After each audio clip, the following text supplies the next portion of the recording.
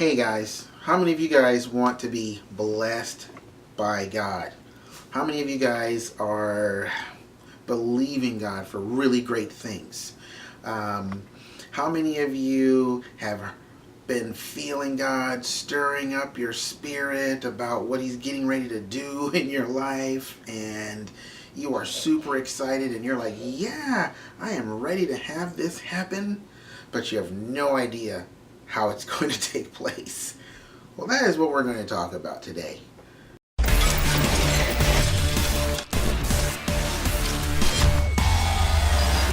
You hear a lot of testimonies about what God has done in someone's life, right?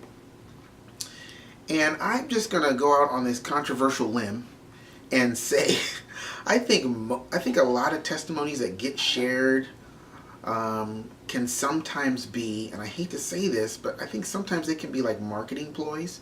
Even though God really actually did do something, I think whatever the thing is that He did, He actually did that. Someone's getting like $8,000 a month because they gave an offering. And of course, you hear these telethons all the time. At the end of the month, this Christian station and this Christian TV show, they need your support. And if you give God this gift, this great, miraculous Elijah on the mountaintop blessing is going to come down and kablam! It's going to bless your life, right? I mean, come on, that's the Christian culture right now. And, or at least the culture that I was raised in. And I've known the Lord for like 22 years, and that's all I've ever heard. But I think for those particular testimonies that they put forth, I think there should be like this little, what do you call it? Little disclaimer on the bottom that says, results not typical. If you give this offering, what happened to them probably is not going to happen to you. Devin, how can you possibly say that? That is so wrong. God is big. He owns the cattle on 1,000 hills. I just need one piece of cattle. I need a leg. I need a shank from the cattle. That's all I need. Come on, that's just going to help me. That's going to bless me. Yeah, the problem is that a lot of times what we're believing God for doesn't happen. Come on now, let's have some real time. And we get all disappointed and we feed on the bread of disappointment for years, but we're still waiting for God to do this thing. Because God said this and God said that and God confirmed this and God confirmed that through all these different things, and it's like, and there's a couple problems with that, and I'm just going to share from my own life. Not even, maybe like 4 years ago, I believed that God was going to move me and my wife and my kids to San Diego, California. And I believed in it. I was excited about it because my wife felt like God was talking to her about San Diego. And then He was talking to me about San Diego when I was at work. We had never talked about it. There was no discussion between us about it. And then a couple days after, this thing was stirring in us, then we talked about it. And it was like, what? You're thinking about San Diego and I'm thinking about San Diego? This is crazy. It must be the Lord, right? So basically, what we did is we took that football of the word of the Lord and we just ran with it. Man, we ran with it so hardcore, to the degree that we literally sold a bunch of stuff from our lives in preparation to go to, because God was getting ready to do it.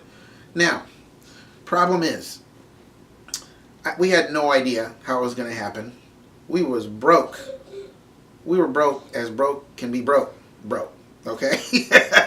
But hey, God was going to do it. He was going to do a miracle. He was going to do something. We were giving. We were tithing. We were doing all the things that we were supposed to do to get that blessing. So that's how it was going to happen. Wrong. That is not the way it generally happens. And it wasn't until I was watching the 700 Club. Actually, I was watching a DVD from the 700 Club because we were part of the 700 Club at the time.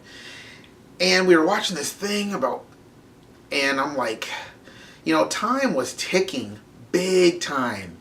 I mean, it was like, okay, Lord, you need to do something or move or something, or else we have been completely and totally deceived here. I mean, we really just kind of ran off the deep end with this thing that we thought was from you. Man, I hope it was from you, because we're going to look really stupid, and we're going to take this big, huge chunk of disappointment pie with disappointment stew with a little bit of disappointment bread dipped in. You know what I'm saying? It's just going to be a huge, huge letdown. And so we're watching this 700 Club thing with Pat Robertson, and he said the most profound thing, and it was something God himself, he used it to break through into my heart. And Pat Robertson said, if God really, really loves you, and he does, he is not going to just give you success. It's not going to just happen. And man, when he said that, it was like an arrow went into my heart, and I knew it was the Lord. It was the Lord saying, yeah, this thing that you're believing for is not going to happen. And I broke down crying, because I knew it was the Lord. And I was like, look at what I've done to me and my family's life, because I believed this thing that God was going to do miraculously, because I was checking all the spiritual boxes to get the blessing. And it was really, I wasn't mad. You know, I had been mad about these kind of things many times before. Unfortunately, I have a lot of experience in this. It's not something I want to brag about. But, I mean, I've had lots of experiences just like this, because the truth of the matter is, God was speaking to us about moving. We just filled in the blank with San Diego. You know, God was speaking to us about getting out of the place that we were in and getting into a community that's more like what we were like in the spirit, like what we still are, like spiritually. But it was supposed to be God that filled in all the blanks, you know. And I think a lot of times, you know, Jesus preached this message. I think Jesus was a walking message, but Jesus said one time that the sower went out to sow seed in his field, but at night, you know, when the devil moves, this enemy came and sowed his own seed in there. And I think, and then as it grew, you couldn't tell the difference. And I think that happens to us so often. God is speaking, God is moving, God is doing something in our hearts that he will fulfill, and we'll look back on it and go, see, God was speaking. But at the same time, other things get sown in to our heart and our desires and our imagination that aren't God. And it takes time for those things to develop before you realize, wow, okay, this was God, but this part of it really wasn't. Because it becomes this huge disappointment, and you start to wonder, like, the big question is, God, why did you let me go through that? I mean, we're talking like 6-7 months. That's a long time to believe something that was a lie, to believe something that wasn't true. And it's like, God, where were you? Like, man, you could have spoke to me at any given moment and delivered me from 6 and 7 months. You could have delivered me from selling my stuff, you know, packing up my stuff and putting it in boxes in my living room, waiting for God to move. And you know why God, and I'm going to, again, I have to only talk to you from my own personal experience, but why did God let that happen to me? Because God was basically saying, this is the last time we're going through this. The last time. Because you've got to stop thinking fantastically about how I work. Yes, I do miracles and all that stuff. And that is fantastic. But that, I hate to say this because I know it's probably going to offend some people, but that's not the usual way God works. A miracle is part of who God is, but you don't see miracles happening every single day. You have an issue or a challenge. What do you want God to just miracle you? No, that's not gonna happen. You know, I mean, you might get like maybe 10 or 15 miracles in a whole lifetime. But we want God to miracle us every time He speaks, every time He's doing something. Now, I have spent a ton of time studying success and how it works, and I tell you what, whether the people know the Lord or whether they do not know the Lord, the way success happens is the exact same story for every person. It doesn't matter whether you're Donald Trump, whether you're Oprah Winfrey, whether you're Joel Osteen, it doesn't matter who you are. It doesn't matter whether you're a big Christian name or a big secular name. It doesn't matter. The formula of success is super simple, which is why you never hear about this in the big telethons that are trying to get your money, because if you give the offering, God's going to bless you. Because the success happens like this.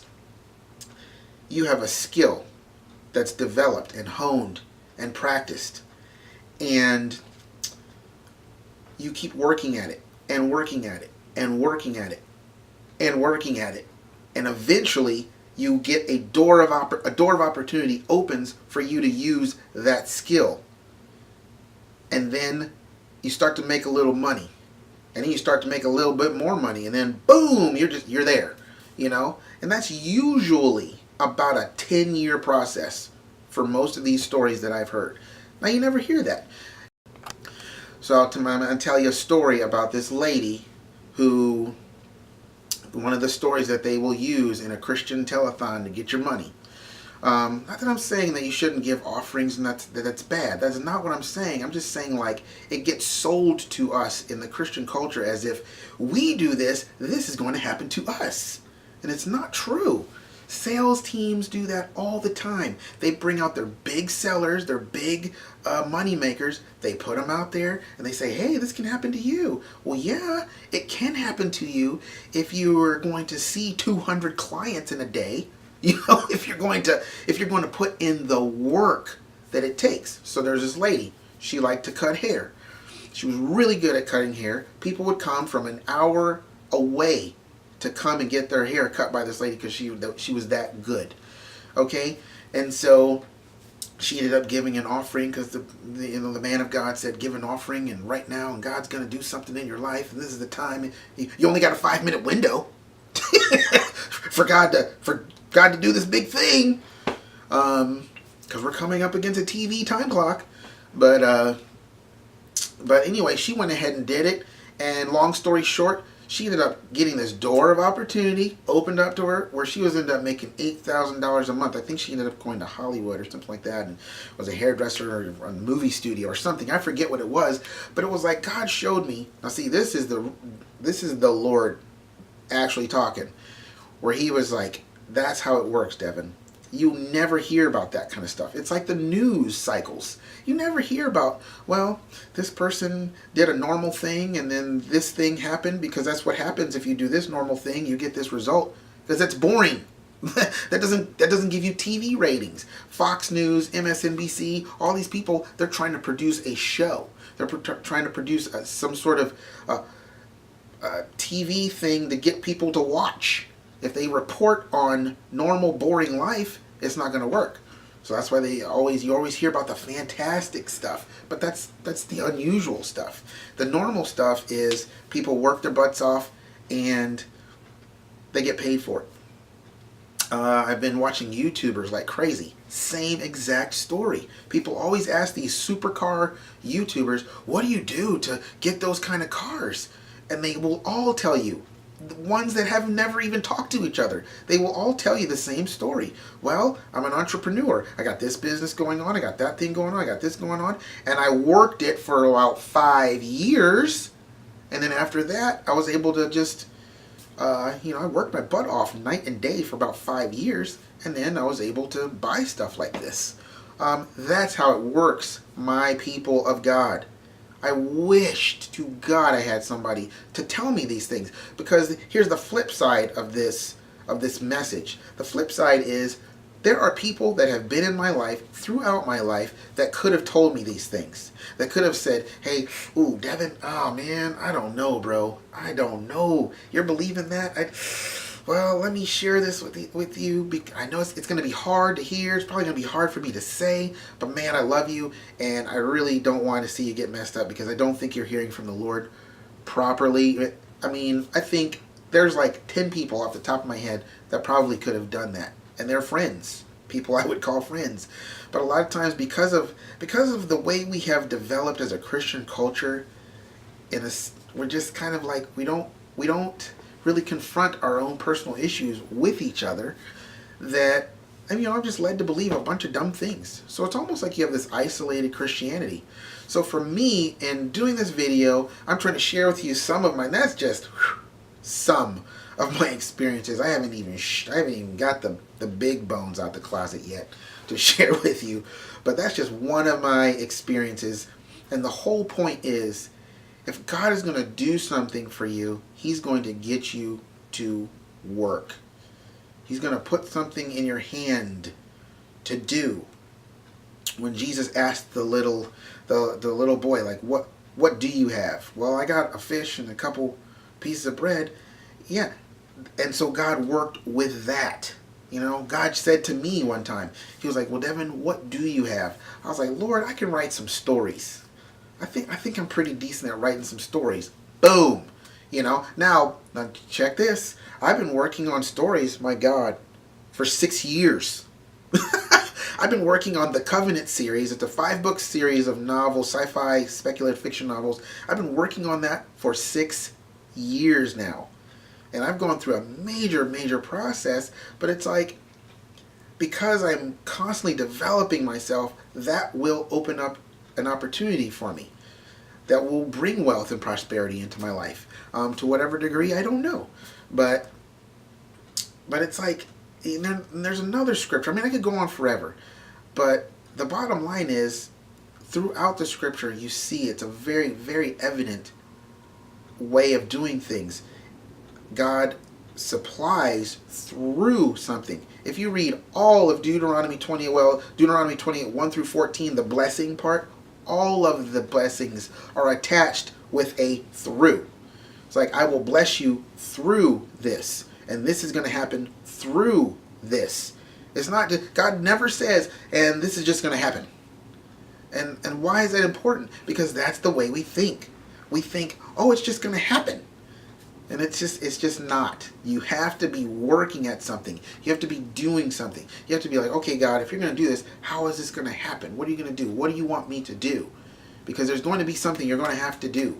You can't just sit back and, well, God's going to bless me. God's going to do something. I'm just waiting around for Him to... No, it's not going to happen like that, people. It's just not going to. So, I hope you got something out of this. Some people call me the Rambler. You get a little bit of experience of that right now. But I just want you guys to be encouraged. I want you guys to be blessed. I want you guys to know the truth. I just don't want you to be deceived so many times like I was. And maybe in my next video, or a couple videos from now, I don't know, I'll tell you some of the other things that I believed were from the Lord that were not. Things that I believed for 9 years before I gave up. So, all right, people. Peace. Love ya.